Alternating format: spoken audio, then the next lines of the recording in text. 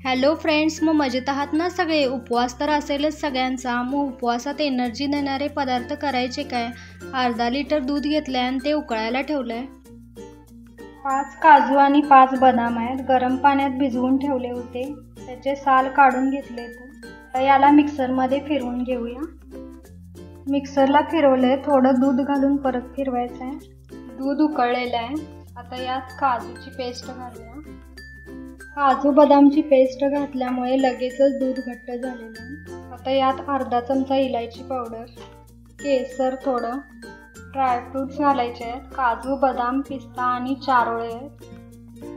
1 glass हे दूध पिलं तर एनर्जी तशीच टिकून राहते दिवसभरासाठी. नक्की असं दूध करून प्या, एनर्जी भरपूर असते. साखर घालायचे 3 चमचे. साखरेचं प्रमाण तुमच्या आवडीप्रमाणे कमी जास्त करू शकता. दूध आपलं तयार आहे. याला टोटल 7 मिनिट लागलेले आहेत. आता सर्व करूया.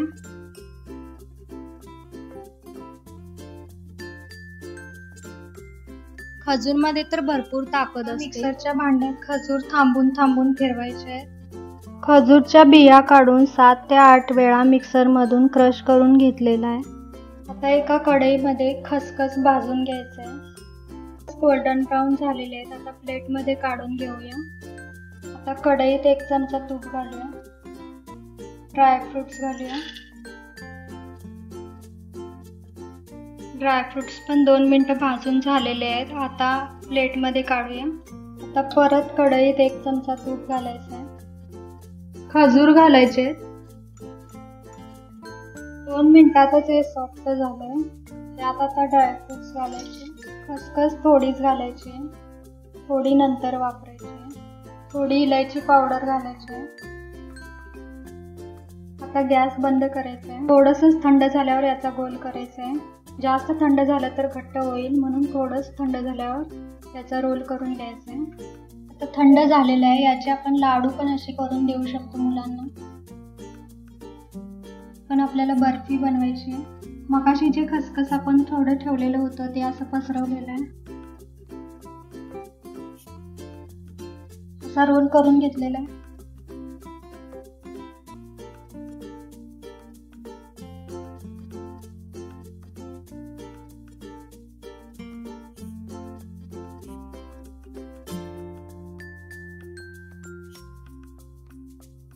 असं दिसत आहे. ॲल्युमिनियम फॉईल पेपर घेतलेला आहे. आता त्याला रोल करायचं आहे. असं पॅक करून घेतलेलं आहे. आता याला 2 ते 3 तासांसाठी फ्रीजमध्ये ठेवायचं आहे. नंतर कट करायचं आहे. 2-3 घंटे फ्रीजमध्ये ठेवून रोल सेट झाला आहे. धार चाकूने 1/2 इंच कट करायचं.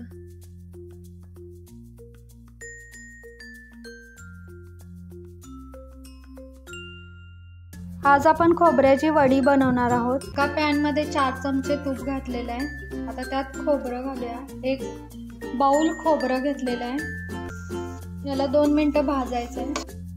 आता यात 1 बाउलला पाऊण बाउल साखर घातलेली आहे.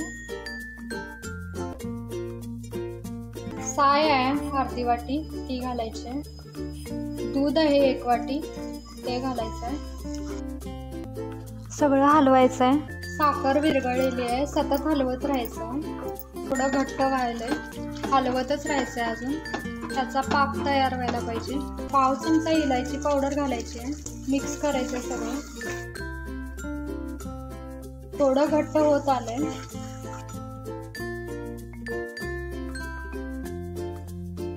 ट्रे घेतलेलं इथं, त्याला तूप लावून ग्रीस करून घेतलेलं आहे. तुमच्याकडे ताट असेल तर ताट घेतलं तरी चालेल. ते झालेलं आहे. अजून थोडा वेळ लागणार आहे. तुम्ही बघू शकता याचा एक असा गोळा तयार झाला आहे. आता आपण ट्रेमध्ये ओतायचं आहे. करून घेऊया. प्लेन पसरून घेतलंय. आता वड्या पाडूया. मला हवे तसे कट करू शकता. असे काप करून घेतलेले आहेत आणि त्याला बदाम आणि पिस्तानी सजवून घेतलेलं आहे. तुम्हाला हवा असेल तर करा, नाही तर स्किप केलं तरी पण चालेल. आपले वडी तयार आहेत. त्याला थोडं थंड होऊ द्यायचं आहे आणि मग काढायचे आहेत. थंड झाल्याशिवाय ते नीट निघणार नाहीत. आज आपण डिंकाचे लाडू बनवणार आहोत. एक बिया काढून अर्धे करून घेतलेत. आता त्याची मिक्सरमध्ये पूड करायची. अर्धी वाटी बदाम आणि अर्धी वाटी काजू घेतलेत, ते पण मिक्सरमध्ये फिर. 2 चमचे खसखस घेतलेली आपण, ती आता भाजणार आहे.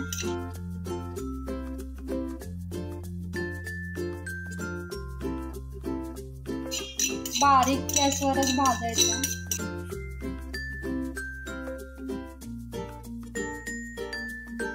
खसखस अशी भाजून घेतलेली आहे. आता याच कढईत आपल्याला लो फ्लेमवर खोबरं भाजून घ्यायचं आहे. खोबरं पण भाजून झालेलं आहे. आता काढून घेऊया.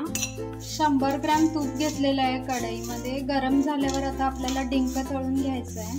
तूप गरम झालेलं आहे. आता डिंक घालायचं आहे. लो फ्लेमवरच डिंक तळायचं आहे. जर नीट तळला नाही तर आत कचकच लागते. झालेले आहेत. कढई छोटी आहे म्हणून अजून थोडे राहिलेले पण आपण घातलेले आहेत. हे पण चांगले फुलू देऊया. काढूया.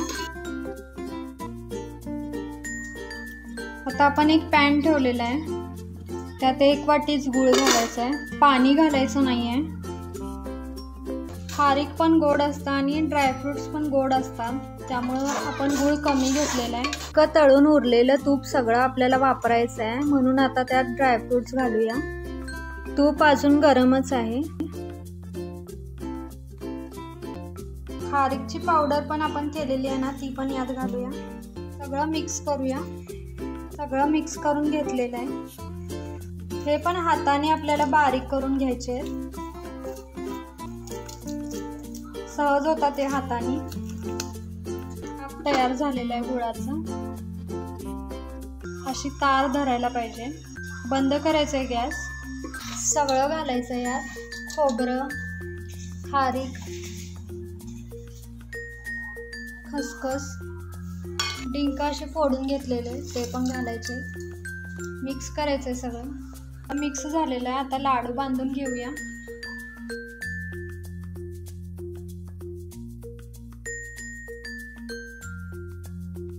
झालेले आहे. रोज एक खाल्ला तर आपली इम्युनिटी पण वाढते.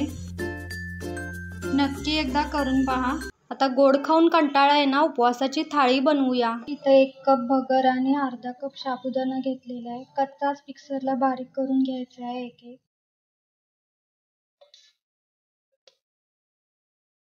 असं रवाळ बारीक करून घ्यायचं आहे. आता साबुदाणा बारीक करूया. हे प्रीमिक्स आपण 1 ते 1.5 महिना स्टोअर करून वापरू शकतो. आता आपण शेंगाचे लाडू बनवणार आहोत. त्यासाठी 1 कप शेंगा घेतलेले आहेत आणि 1 कप गूळ घालायचा आहे. दोन्ही मिक्स करून घेतलेलं आहे. आता मिक्सरला फिरवून घेऊया.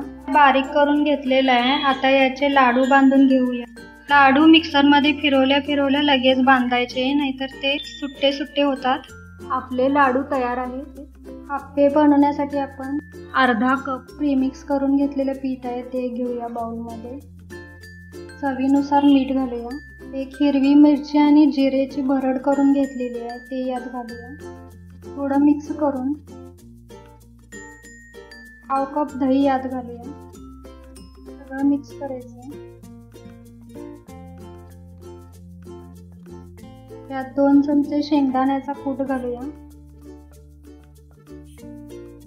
10 मिनिटे याला रेस्ट करायला ठेवूया. चटणी करून घेऊया. अर्धा कप खोबऱ्याचा किस आहे. 1/2 कप शेंगदाणे आहे. हिरवे मिरचीचे तुकडे, थोडा कढीपाला आहे. अर्धा चमचे जिरे आहे. चवीप्रमाणे मीठ आहे. थोडी साखर आहे. हे मिक्सरला बारीक करून घेऊया. मिक्सरला बारीक करून घेतलेलं आहे. आता फोडणी घालूया. 2 चमचे तेलात जिरे अर्धा चमचा आणि कढीपाला घालून घेतलेला आहे. आता फोडणी घालूया. चटणी आपली रेडी आहे. पेस्ट झालेली आहे आणि छान फुगलेलं आहे. त्यात थोडं पाणी घालूया.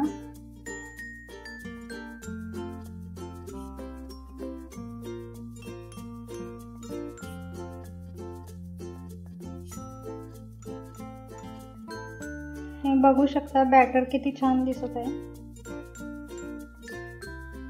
पाव चमचापेक्षा कमी सोडा घालायचा आहे, त्यावर थोडं पाणी घालायचं आहे. याच डायरेक्शनमध्ये याला फिरवायचं आहे.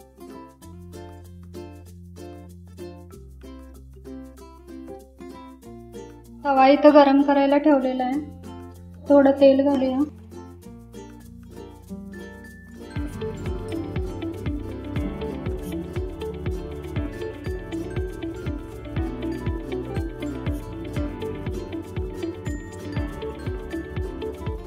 झाकून ठेवूया याला थोडा वेळ.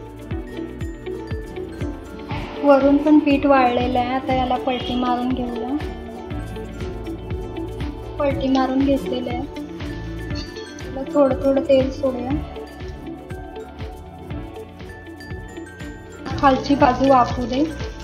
पुढे छान रेडी झालेले आहेत. आता काढून घेऊया.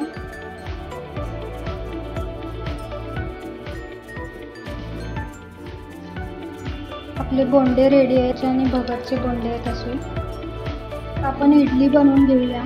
त्याच बाउलमध्ये आपण अर्धा कप पीठ घालायचे. चवीप्रमाणे मीठ घालूया. पाव कप दही मिक्स करून घेऊया.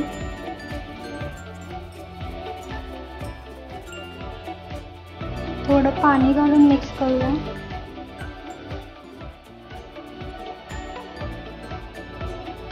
आता 15 मिनिटं झाकून ठेवूया. 15 मिनिटं झालेली आहे. पाव चमचापेक्षा कमी सोडा घालायचा आहे, त्यावर थोडं पाणी घालायचं आहे आणि एकाच डायरेक्शनमध्ये याला फिरवायचं आहे.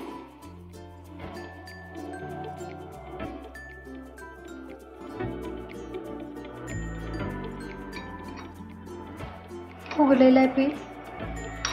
त्याची कन्सिस्टन्सी बघा. इडली पात्रात पाणी गरम करायला ठेवलेलं आहे.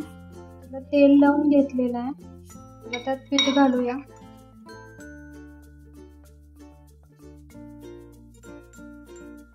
पाणी पण उकळलेलं आहे. आता यात ठेवूया. झाकूया. आता इडली झालीत का बघूया. इडली फुगलेले आहेत. त्याला थोडं गार झाल्यावर काढून घेऊया. इडली काढून घेतलेले आहेत. आपली उपवासाची थाळी तयार आहे. कमेंटमध्ये नक्की सांगा तुम्ही व्हिडिओ कोणत्या शहरातून बघत आहात. तुम्हाला जर आवडला तर लाईक, शेअर, सबस्क्राईब करायला विसरू नका. चला तर मग पुन्हा भेटूया अशाच नवीन रेसिपीसह. तोपर्यंत खुश राहा, मस्त राहा आणि खात राहा.